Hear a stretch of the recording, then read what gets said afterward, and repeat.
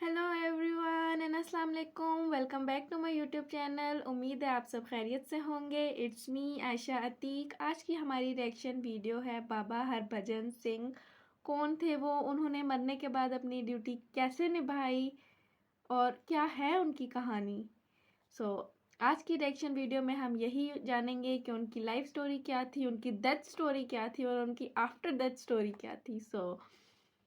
Let's start our reaction video, but before starting our reaction video, first you have to like and subscribe to my YouTube channel.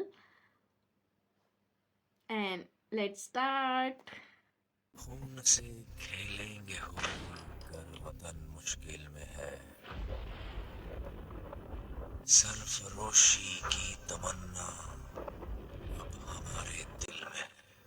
दोस्तों, हमारी भारतीय सेना में एक से बढ़कर एक जांबाज जवान शामिल है। साथ ही कई जवान ऐसे भी रहे जो सरहदों पर देश की रक्षा करते हुए शहीद हो गए। लेकिन इन सब के विपरीत आज हम आपको अपने इस वीडियो में एक ऐसे जवान की कहानी बताने वाले हैं जो सिक्किम में भारत चीन सीमा पर अपनी मौत के 48 साल बाद भी सरहद की रक्षा कर रहा है। मौत के 48 ईयर्स बाद। आपको सुनने में थोड़ा अजीब जरूर लगेगा, लेकिन आर्मी के साथ साथ वहाँ के लोगों का भी ऐसा ही मानना है और दूर दूर से लोग अनबिलीवेबल। यहाँ उनकी पूजा करने आते हैं। यही नहीं, इस सैनिक ने मरने के बाद भी अपनी नौकरी जारी रखी। फिलहाल ये सैनिक अब रिटायर हो चुका है। भारत चीन की सीमा की कठोर ऊंचाइयों पर भारतीय सेना हमेशा बेफिक्री के साथ तैनात रहती है। चीन की चतुराई के बावजूद सैनिक सरहद की सुरक्षा को लेकर हमेशा आश्वस्त रहते हैं। लाख मुश्किलें आए, लेकिन यहाँ कोई भारतीय सेना का बाल भी बांका नहीं कर सकता, क्योंकि यहाँ सैकड़ों सैनिकों के साथ एक ऐसा सैनिक भी तैनात है जो दिखता नहीं पर यहाँ मौजूद है। जी हाँ, हम बात कर रहे हैं बाबा हरभजन सिंह की। हरभजन सिंह का जन्म 30 अगस्त 1946 को गुजरांवाला, जो कि अब पाकिस्तान में है, वहाँ हुआ था। सेना के रिकॉर्ड के मुताबिक हरभजन सिंह 1966 में पंजाब रेजिमेंट में एक आम सिपाही के तौर पर शामिल हुए थे। कुछ समय बाद उनकी तैनाती नाथू ला में हुई और वहीं एक हादसे में उनकी मृत्यु हो गई। ऐसा कहा जाता है कि ये हादसा तब हुआ जब वो घोड़ों के काफिले को तुकुला से डोंगचुई ला ले जा रहे थे। तभी वो वहाँ फिसल कर एक नाले में गिर गए। पानी की तेज धारा में उनका शरीर बहकर घटना स्थल से 2 किलोमीटर दूर जा पहुंचा। उनके शरीर को ढूंढने की काफी कोशिश की गई। उस दिन काफी बर्फबारी भी हुई, लेकिन फिर भी शरीर का कुछ पता नहीं चला। सेना को लगा कि हरभजन अपनी ड्यूटी से बचने के लिए भाग गए हैं, लेकिन कुछ समय बाद एक रात वो अपने साथी के सपने में आए और उन्होंने अपने उस साथी को बताया उनका शरीर कहाँ पड़ा है। सुबह होते ही जब सैनिकों ने तलाश की तो हरभजन सिंह का शव और राइफल वहीं से बरामद हुए, जहां उन्होंने सपने में बताया था। सेना से हरभजन सिंह को भगोड़ा मारने की गलती हो गई थी, इसलिए उन्होंने अपनी इस भूल को सुधारा और उनका अंतिम संस्कार पूरे सम्मान के साथ किया। कुछ समय बीता और कुछ समय बाद ही हरभजन अपनी टुकड़ी के एक सैनिक के सपने में फिर से आ गए और उन्होंने उससे कहा कि उनका शरीर गया है, लेकिन उनकी आत्मा अब भी ऑन ड्यूटी ही रहेगी।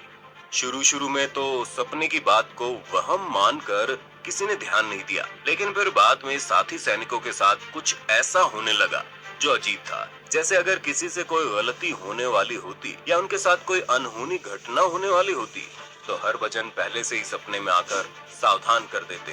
साथ ही वहाँ ड्यूटी कर रहे सैनिकों का मानना तो ये भी था कि सिक्किम की भयंकर ठंड में भी किसी सैनिक को झपकी नहीं लग सकती थी और अगर गलती से लग भी जाती तो उसे बाबा का थप्पड़ पड़ जाता था।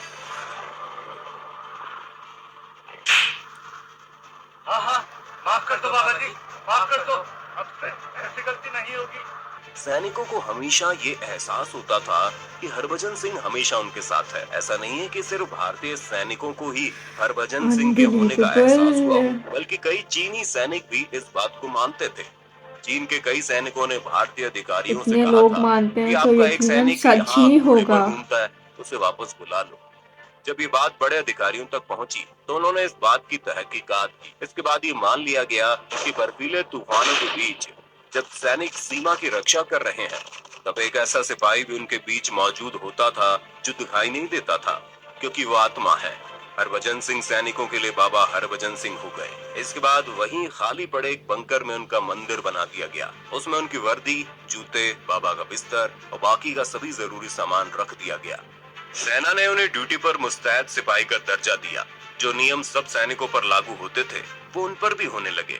यहाँ तक कि तनख्वाह, छुट्टी से लेकर प्रमोशन तक बाबा के मंदिर का जिम्मा आर्मी ने अपने हाथों में ले लिया। उन्हें सुबह के नाश्ते से लेकर खाने तक सब कुछ परोसा जाने लगा। जैसे ही रात का समय होता मंदिर के दरवाजे बंद कर दिए जाते, क्योंकि ये बाबा की ड्यूटी का समय होता था। और कई दफा ऐसा हुआ जब सुबह सैनिक बंकर में आते तो देखते थे कि चादर तनी हुई नहीं है बल्कि उसमें सिलबट्टे हैं।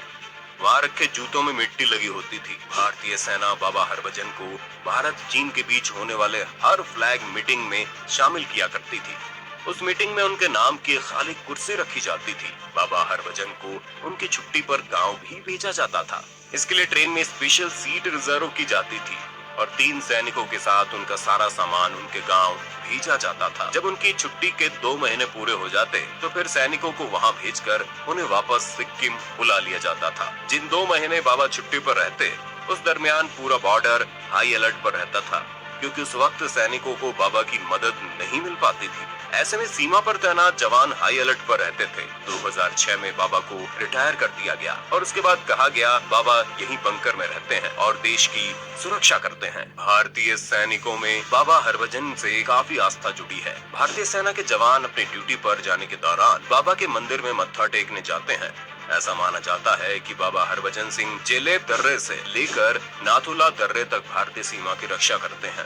नाथुला में बाबा हरभजन की याद में 2 स्मृति स्थल बने हैं। इनमें से एक ओल्ड बाबा मंदिर जो ओल्ड सिल्क रोड पर बना है, जबकि दूसरा न्यू बाबा मंदिर कहलाता है। ये नाथुला में ही है लेकिन डोकलाम से नजदीक है। ये न्यू बाबा मंदिर डोकलाम से सिर्फ 4 किलोमीटर की दूरी पर है। दोस्तों, क्या आप भी इनके बारे में पहले से जानते थे?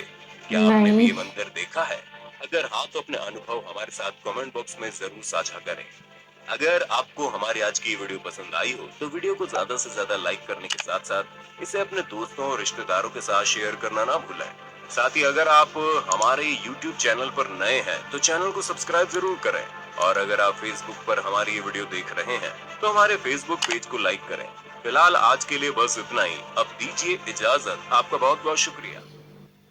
That's it for our today's reaction video. Hope so you like it. Don't forget to like and subscribe to my YouTube channel. It's totally unbelievable. कोई कैसे मरने के बाद अपनी ड्यूटी कर सकता है? सुनने में तो ये कहानी लगती है लेकिन ये हकीकत है।